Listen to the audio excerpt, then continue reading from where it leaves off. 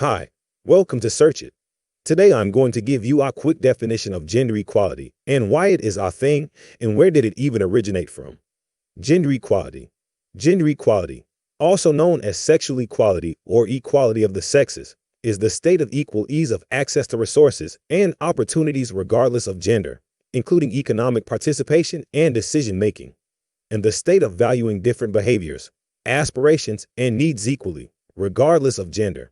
Gender equality is the goal, while gender neutrality and gender equity are practices and ways of thinking that help in achieving the goal. Gender parity, which is used to measure gender balance in a given situation, can aid in achieving gender equality but is not the goal in and of itself. Gender equality is more than just equal representation. It is strongly tied to women's rights and often requires policy changes. History. Christine de Pizan, an early advocate for gender equality, states in her 1405 book, The Book of the City of Ladies, that the oppression of women is founded on irrational prejudice, pointing out numerous advances in society probably created by woman 506.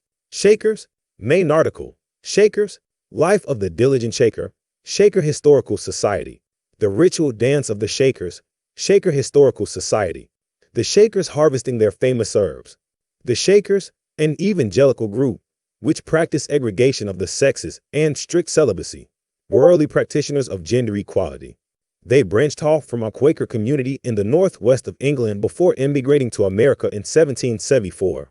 In America, the head of the Shakers' Central Ministry in 1788, Joseph Meacham, had a revelation that the sexes should be equal. He then brought Lucy Wright into the ministry as his female counterpart, and together they restructured the society to balance the rights of the sexes. Meacham and Wright established leadership teams where each elder, who dealt with the men's spiritual welfare, was partnered with an eldress, who did the same for women. Each deacon was partnered with a deaconess. Men had oversight of men. Women had oversight of women. Women lived with women. Men lived with men. In Shaker society, a woman did not have to be controlled or owned by any man. After Meacham's death in 1796, Wright became the head of the Shaker ministry until her death in 1821. Shakers maintained the same pattern of gender-balanced leadership for more than 200 years. They also promoted equality by working together with other women's rights advocates. In 1859, Shaker elder Frederick Evans stated their beliefs forcefully, writing that Shakers were the first to discern a woman from the condition of vassalage to which all other religious systems more or less consign her, and to secure to her those just and equal rights with man that, by her similarity to him in organization and faculties, both God and nature would seem to them. In the 7 Evans and his counterpart, Eldris Antoinette Doolittle, joined women's rights advocates on speakers' platforms throughout the northeastern U.S. in the 1870s. A visitor to the Shakers wrote in 1875, "Each sex works in its own appropriate sphere of action, there being a proper subordination, deference, and respect of the female to the male in his order, and of the male to the female in her order, emphasis added, so that in any of these communities the zealous advocates of women's rights may here find a practical realization of their ideal." Last but not least, gender biases. There has been criticism from some feminists towards the political discourse and policies employed in order to achieve the above items of progress in gender equality, with critics arguing that these gender equality strategies are superficial and that they do not seek to challenge social structures of male domination and only aim to improve the situation of women within the societal framework of subordination of women to men, and that official public policies such as state policies or international bodies' policies are questionable as they are applied in a patriarchal context and are directly or indirectly controlled by agents of our system, which is for the most part male.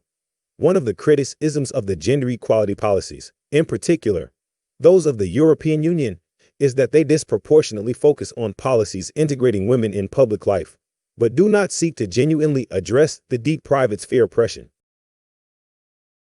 Virtually all feminists thinking about rape shares several underlying themes. First among these is feminist emphasis on breaking the silence around rape. Feminist thought and activism have challenged the myth that rape is rare and exceptional, showing that it is in fact a common experience in the lives of girls and women. In recent decades, this awareness emerged in feminist speakouts and consciousness-raising groups, where women shared their experiences of rape and other forms of abuse. It has now been amply confirmed by research.